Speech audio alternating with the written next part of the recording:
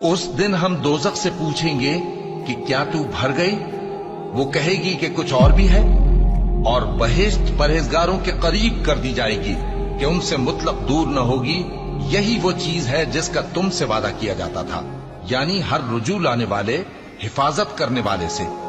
जो रहमान से बिन देखे डरता रहा और रुजू करने वाला दिल लेकर आया, उसमें सलामती के साथ दाखिल हो जाओ। ये हमेशा रहने का दिन है, वहां जो चाहेंगे उनके लिए हाजिर होगा। और हमारे यहाँ और भी बहुत कुछ है, और हमने उनसे पहले कई उम्मतें हलाक कर डाली। वो लोग इनसे कुव्वत में कहीं बढ़कर थे। फिर वो शहरों में गश्त करने लगे, क्या कहीं भागने की जगह है? जो शख्स दिले आगाह रखता है या दिल से मुतवज्जे होकर सुनता है, उसके लिए इसमें नसीहत है।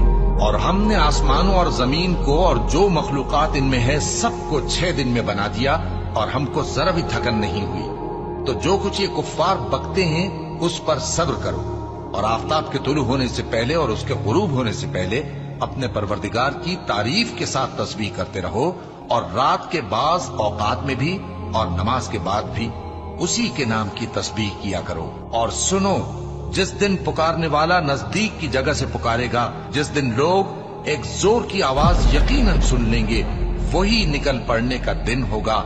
हम ही तो जिंदा करते हैं और हम ही मारते हैं, और हमारे ही पास लौट कर आना है।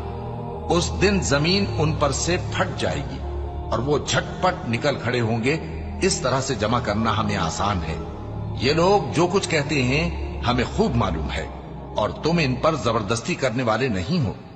बस जो मेरे अजाब की धमकी से डरे, उसको कुरान के जरिए नसीहत करते रहो।